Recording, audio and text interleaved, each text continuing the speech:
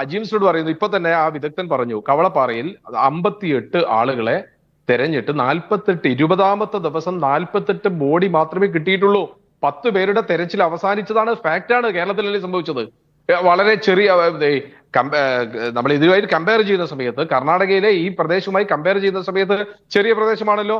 അതൊക്കെ ചില സമയത്തുള്ള യാഥാർത്ഥ്യങ്ങളാണ്. ആ യാഥാർത്ഥ്യങ്ങളോട് പൊരുത്തപ്പെടേണ്ടി വന്നേക്കാം. അതുകൊണ്ട് ഞാൻ ഇപ്പോഴും എനിക്കറിയാത്ത ഒരു സാങ്കേതിക കാര്യത്തെ, എനിക്ക് നേരിട്ടറിയാത്ത വാർത്തകളിൽ മാത്രം കാണുന്ന ഒരു കാര്യത്തെ, അവിടെ കാര്യങ്ങൾ പോരാ എന്ന ഒരു അഭിപ്രായം ആരെങ്കിലും ശാസ്ത്രീയമായി പറഞ്ഞാൽ എനിക്കത് വിശ്വസിക്കാൻ പറ്റും. അല്ലാതെ വൈകാരികമായി, ഇന്നലെ ചാനലിൽ ഒരാൾ വൈകാരികമായി പ്രതികരിക്കുന്നു, ചാനലിലെ ആങ്കർ ഇതിൽ കഴിഞ്ഞ ഒരു 10 മിനിറ്റ് കഴിഞ്ഞു ഞാൻ വൈകാരികമായി പോയതാണ്. ഇതൊന്നും ഒരു മാധ്യമ പ്രവർത്തന രംഗത്ത് യോജിച്ചതല്ല. കാരണം കൂട്ടായി ചേർന്നുകൊണ്ട് എങ്ങനെ ആദ്യം തന്നെ വാർത്ത പുറത്തു വന്നു, പരമാവധി സംവിധാനങ്ങൾ എങ്ങനെ കോർഡിനേറ്റ് ചെയ്യാം എന്ന തലത്തിലേക്കല്ലേ ചിന്തിക്കേണ്ടത്.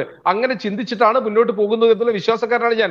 അല്ലാതെ 98% ഈ GPRS സംവിധാനത്തിൽ ഉണ്ട് എന്ന് വിശ്വസിക്കുന്ന പ്രദേശത്തെ 98% മണ്ണ് അവിടുന്ന് എടുത്തു മാറ്റി എന്ന് സംഭവ സ്ഥലത്ത് വന്ന റവന്യൂ വകുപ്പ് മന്ത്രി സംഭവ സ്ഥലത്ത് പോയ MP-യോട് പറഞ്ഞതിനെ തെറ്റിദ്ധരിപ്പിക്കലായിക്കൊണ്ട് ഒരു രാഷ്ട്രീയ നേതാവ് കണ്ടാൽ ഞാൻ എങ്ങനെയാ പറയാ?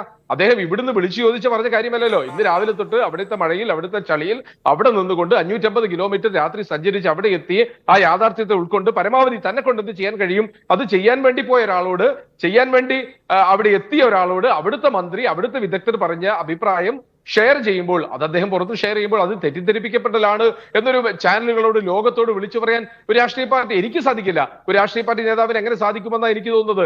ഞാനിവിടെ ഇപ്പോഴും പറയുന്നത് അത് കർണാടക കോൺഗ്രസ് ഭരിക്കുന്നോ അല്ലെങ്കിൽ കേരളം CPM ഭരിക്കുന്നോ എന്നുള്ളതല്ല. ഒരു ഗവൺമെന്റ് സാധ്യമായത് ചെയ്തു. 1 കിലോമീറ്റർ നീളം വനപ്രദേശത്ത് മണ്ണ് ഇടിഞ്ഞുവിടും. ഒരു സമാനതകളില്ലാത്ത സാഹചര്യമാണ്. തൊട്ടടുത്ത് പുഴയാണ്, അതും സമാനതകളില്ലാത്ത സാഹചര്യമാണ്. ആൾതാമസം ഇല്ലാത്ത പ്രദേശമാണ്. ഞാൻ ഇന്നലെ കഴിഞ്ഞ ദിവസം ചർച്ചയ്ക്ക് പോയപ്പോൾ നേരത്തെ അതുവഴി ലോറി ഓടിച്ചു പോയ അർജുന്റെ സുഹൃത്തുണ്ടായിരുന്നു. അദ്ദേഹം പറഞ്ഞു, ഞങ്ങൾ ഇവിടെ ലക്ഷ്മണന്റെ കടക്കെടുത്ത് നിർത്തി, ഇവിടെ ബാത്റൂം സൗകര്യങ്ങളുണ്ട്, വെള്ളമുണ്ട്, ശുദ്ധജലം കിട്ടും, അതുകൊണ്ടാണ് ഞങ്ങൾ തെളിനീർ, കാട്ടിൽ നിന്ന് വരുന്ന തെളിനീരുണ്ട്, അതുകൊണ്ടാണ് ഞങ്ങൾ ഇവിടെ നിർത്തുന്നത്. വാഹനങ്ങൾ വല്ലപ്പോഴും ലോറി വാഹനങ്ങൾ മാത്രം നിർത്തുന്ന ഇടമാണ്. അല്ലാതെ നിരന്തരമായി നമ്മുടെ നാഷണൽ ഹൈവേ പോലെ, കേരളത്തിലെ നാഷണൽ ഹൈവേ പോലെ നിരന്തരമായി വാഹനങ്ങൾ പോകുന്ന ഇടമല്ല എന്ന് നമ്മൾക്കൊക്കെ അറിയാം.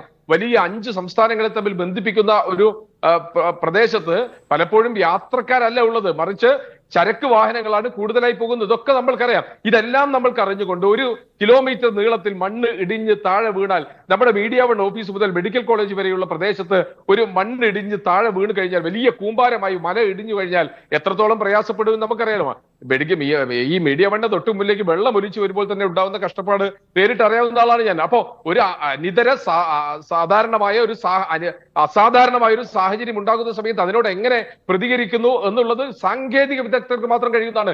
ഇപ്പോഴും അവിടെ ജീവൻ പണയം വെച്ച് ജോലി ചെയ്യുന്ന ആളുകളെ 1% പോലും അവരുടെ മാനസികാവസ്ഥയെ താഴോട്ട് വലിക്കുന്ന ഒരു സംവിധാനം വാക്കുകൊണ്ടാവരുത്. കാരണം നമ്മളൊക്കെ ഇവിടെ ഒരു കുറച്ചുകൂടി സേഫ് ആയ സ്ഥലത്തു നിന്നാണ് അതിനെപ്പറ്റി അഭിപ്രായം പറയുന്നത്. പിന്നെ അഭിപ്രായം പറയുമ്പോൾ ഒരു വൈകാരിക അവസ്ഥയിൽ അഭിപ്രായം പറയുന്ന സമയത്ത് ഇത് ശരിയല്ല, ഇത് തെറ്റാണ്, ഇത് തെറ്റാണ് എന്ന് ആവർത്തിച്ചു കഴിഞ്ഞാൽ ഇത് കേൾക്കുന്ന സാധാരണക്കാരായ ആളുകൾക്കും ആ തരത്തിലേക്ക് ഒരു ഫീലിങ്സ് ഉണ്ടാവാനുള്ള സാധ്യതയുണ്ട്. അതുകൊണ്ടാണ് ഞാൻ ഇതിന്റെ യാഥാർത്ഥ്യം 16-ാം തീയതി ഇത് സംഭവിച്ചു എന്നും 18-ാം തീയതി വൈകുന്നേരം 6:45 സഹോദരിയും ഭാര്യയും കോഴിക്കോട് MP-യുടെ അടുത്തെത്തിയെന്നും അവിടുന്നാണ് ഏഷ്യാനെറ്റ് വിളിക്കുന്നതെന്നും ഏഷ്യാനെറ്റ് പരമാവധി വേഗത്തിൽ അവിടെ എത്തിയെന്നും അവിടെയാണ് വാർത്ത സ്പ്രെഡ് ആയതുമാണ് എനിക്ക് കിട്ടിയ വിവരം. അല്ലാത്ത വിവരം ഉണ്ടെങ്കിൽ പറയാം. അതാണ് യഥാർത്ഥത്തിൽ ഇതിന്റെ ഒരു മൈൽ സ്റ്റോൺ ആയി മാറിയത്, നാഴികക്കല്ലായി മാറിയത്. അവിടെ വെച്ച് കോഴിക്കോട് MP ബന്ധപ്പെട്ടു, മുഖ്യമന്ത്രിയെ ബന്ധപ്പെട്ടു, ഡെപ്യൂട്ടി CM-നെ ബന്ധപ്പെട്ടു. അവർ തമ്മിൽ വ്യക്തിബന്ധം ഉള്ളത് കൊണ്ടാണ് ബന്ധപ്പെട്ടത്. ആ ബന്ധപ്പെടാൻ സാധിച്ചു എന്ന് വെച്ച് ഞാനത് ഇന്നിപ്പോ കാസർഗോഡ് നടക്കുന്ന ഒരു ലോക്കൽ ചാനൽ, ഒരു കുപ്പി, അതൊരു വാട്സ്ആപ്പ് ഗ്രൂപ്പിനകത്ത് കോഴിക്കോട് MP 3 ദിവസം ഇത് മൂടി വെച്ചു, അർജുൻ എന്തെങ്കിലും സംഭവിച്ചാൽ അതിന് ഉത്തരവാദി കോഴിക്കോട് MP രാഘവനാണ്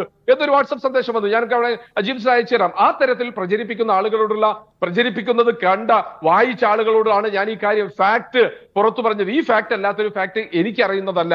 അതുകൊണ്ട് ഞാനിത് ആര് ഭരിക്കുന്നു എന്ത് ഭരിക്കുന്നതല്ല. നാച്ചുറൽ കലാമിറ്റീസ് ഉണ്ടായി കഴിഞ്ഞാൽ അവിടെ സംഭവിക്കുന്നത് ദുരന്തമാണ്. ഞാൻ നേരിട്ട് കണ്ടതാണ്.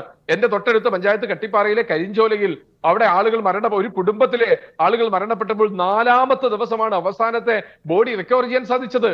നേരത്തെ പറഞ്ഞ കവളപ്പാറയിൽ, പുത്തുമലയിൽ ഒക്കെ നമ്മുടെ മുന്നിൽ കൺമുന്നിലൂടെ നടന്നുപോയ ദുരന്തമാണ്. ജോയിയെ കണ്ടെത്താൻ 2 ദിവസം എടുത്തു.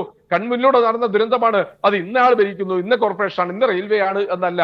ദുരന്തമാണ്. ദുരന്തമുഖത്ത് കൈകോർത്ത് പിടിക്കേണ്ട ആളുകളാണ് നമ്മൾ. ആക്ഷേപങ്ങളും അഭിപ്രായങ്ങളും ഒക്കെ പിന്നീട് നമ്മൾക്ക് ഉന്നയിക്കാം. ഇവിടെ നമ്മൾക്ക് ഒരുമിച്ച് കൈകോർത്ത് പിടിക്കേണ്ടതാണ്. അവിടെ കുറവുണ്ട് എങ്കിൽ സൂചിപ്പിക്കാനുള്ള അധികാരം, സൂചിപ്പിക്കാനുള്ള അവസ്ഥ കേരളത്തിനുണ്ട്, കേരള ഗവൺമെന്റിനുണ്ട്. അവർക്ക് നേരിട്ട് സംസാരിക്കാനുള്ള സംവിധാനങ്ങളുണ്ട്. അതിന് മുകളിലേക്ക് വേണമെങ്കിൽ കേന്ദ്രത്തെ ഇടപെടിക്കാൻ. നമ്മളിപ്പോ സൈന്യം വന്നല്ലോ, നേവി വന്നല്ലോ, അതിനെ ഇടപെടിക്കാം.